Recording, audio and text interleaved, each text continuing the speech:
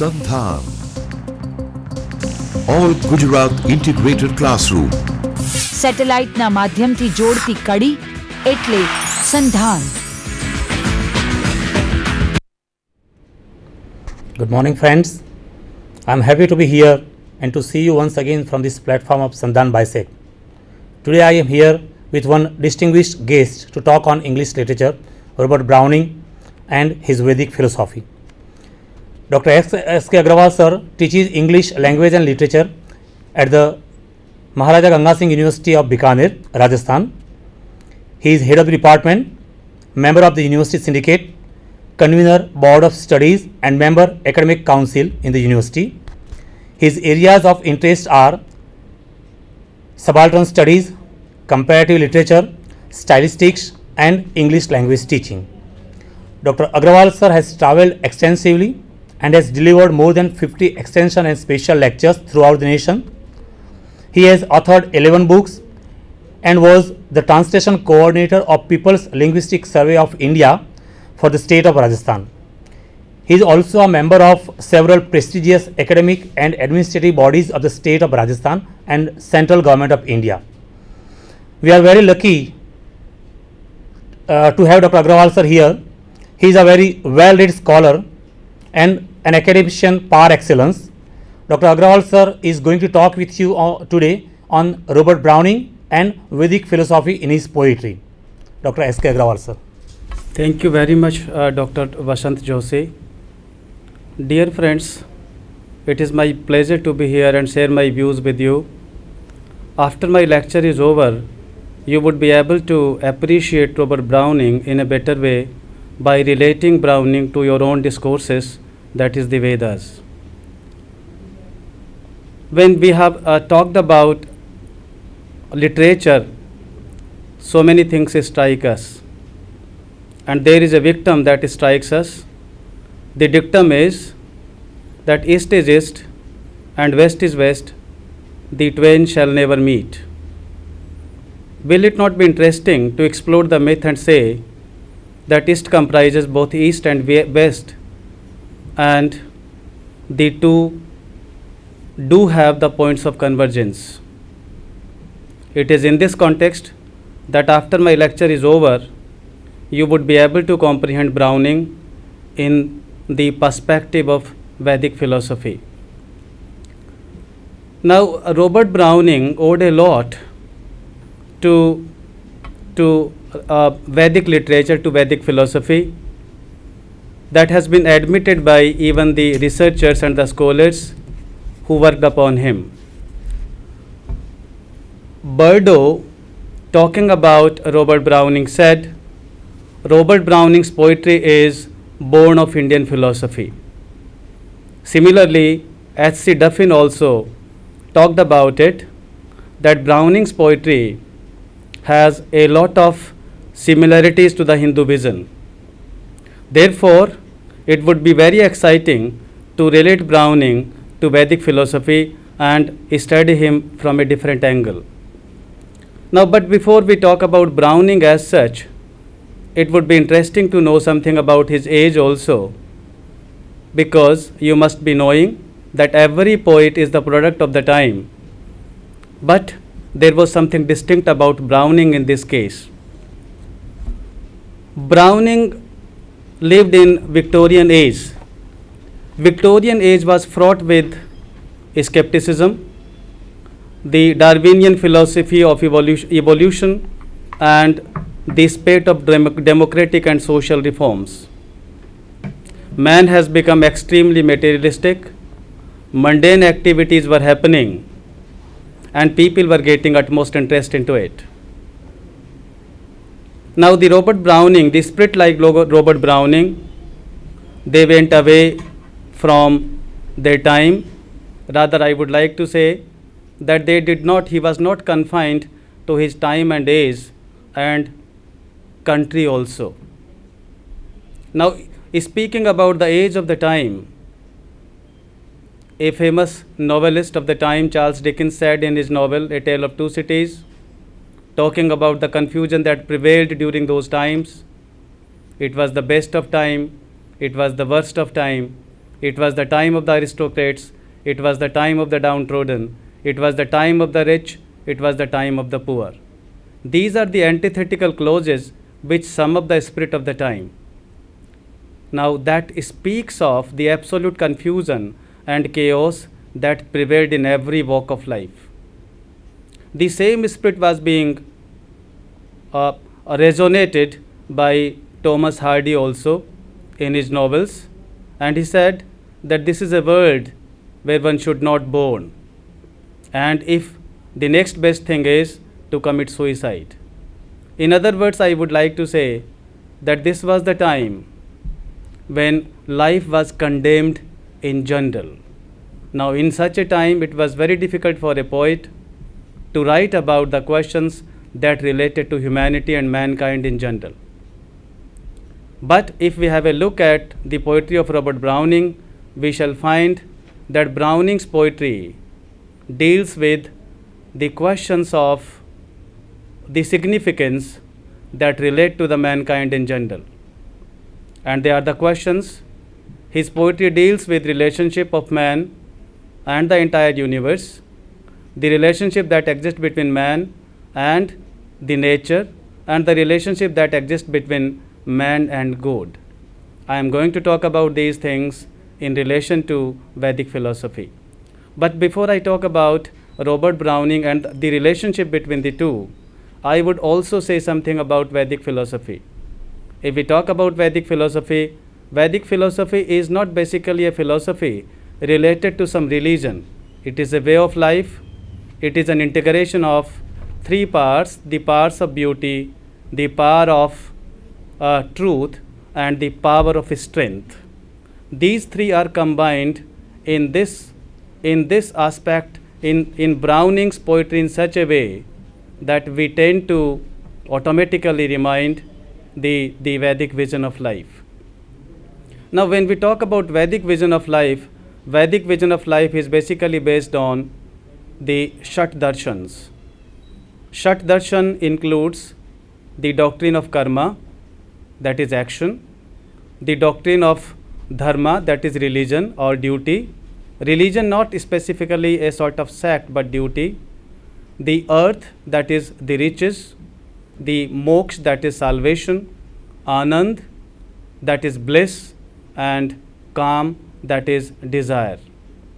Now, these 6 aspects of Vedic philosophy have been very beautifully explained in the Vedic discourses such as Mahabharata, Ramayana, Gita, and the other discourses, Arnakya Upanishad, which we come across every day in our life. Now I come to the point of convergences between Robert Browning and Vedic philosophy. Now, if we have a look at Robert Browning, we shall find that there are a number of approximations and subtle similarities that we find between the two, between Vedic vision of life and Robert Browning's poetry. Robert Browning's poetry. Now, Robert Browning's robust optimism is one of the features that relate Browning to Vedic philosophy in a very poignant way. Robert Browning believed in the philosophy that the best is yet to come. And when he talked about it, he meant to say that the best is yet to come, that man would develop or evolve spiritually, ethically, morally, and in so many other ways. And this is how he would be making the time better in which he would live in the time to come. And therefore, what we find that there has been a sort of core relationship between what he says and actually what he also did in his life. He was not so unhappy when his wife died, because he could feel that she was joining another life. Maybe that life was not on this earth but somewhere else on the universe. Dear friends, if we go to Vedic vision of life, in Vedic vision of life also, we talk about the Sankhya philosophy. And the Kapil Muni, Sankhya Darshan, the propounder of Sankhya philosophy, Kapil Muni, has very beautifully stated, and he has very beautifully stated that when we talk about spiritual evolution, it is a continuous process. And this continuous process does take place provided one performs all the yamas and niyamas. Now further he explains that human being or human action or spiritual evolution is the result of the duality of the function that exists between Prakriti and Purush. Now Prakriti and Purush he also talks about, he further explains and says that when we talk about Purush, we talk about the spirit. When we talk about Prakriti, we talk about the matter. Now about the matter, he further says that this matter is imbued with Sattva, Rajas and Tamogun. And it is out of this that man spiritually evolves.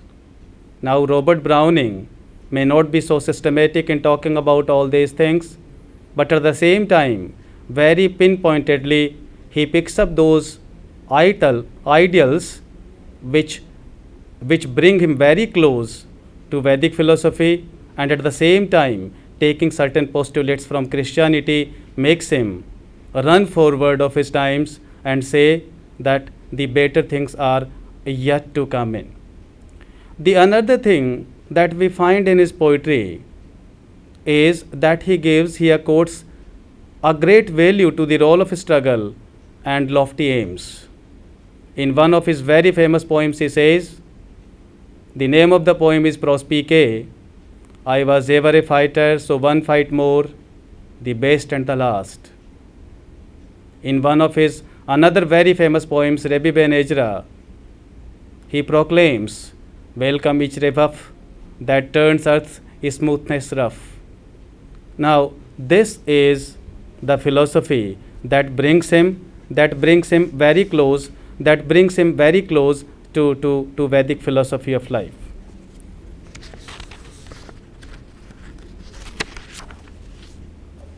Now, after having talked about this, there is a doctrine in Vedic philosophy also, and that doctrine says that do your karma, do your action, reward is not thy concern.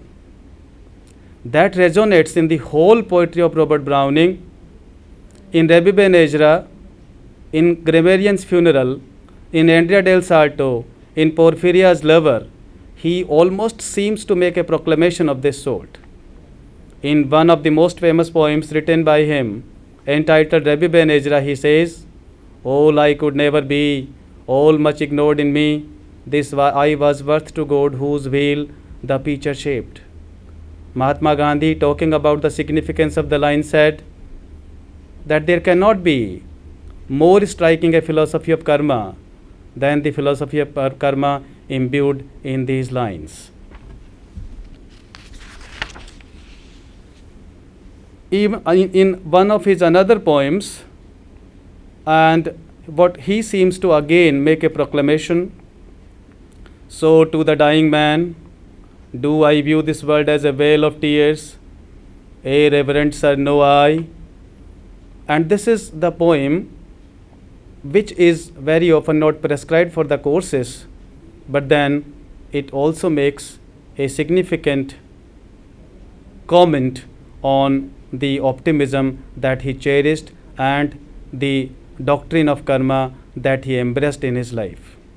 Similarly, in Bhagavad Gita also, Lord Krishna says to Arjun, Arjun, I snatch away everything from him whose true welfare I want.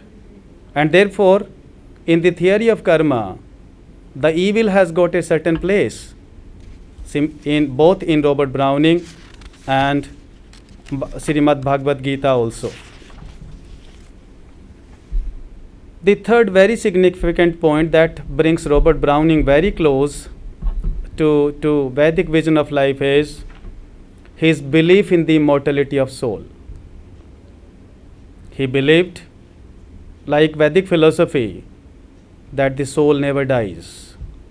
And therefore, he says in one of his poems, again I would like to go back to Rabbi Ben Ezra. He seems to make a proclamation in the poem. Earth changes, but thy soul and God stand sure. What enter into thee that was, is, and shall be. Time's wheel runs back or stops, potter and clay endure. Dear friends, look at the beautiful metaphor that has been employed by Robert Browning in depicting the immortality of man's soul. Talking about God, he depicts him as a potter, he depicts man as clay, and he depicts wheel as time's wheel. This is something very significant, and the same sorts of sounds also resonate in the poetry of Browning.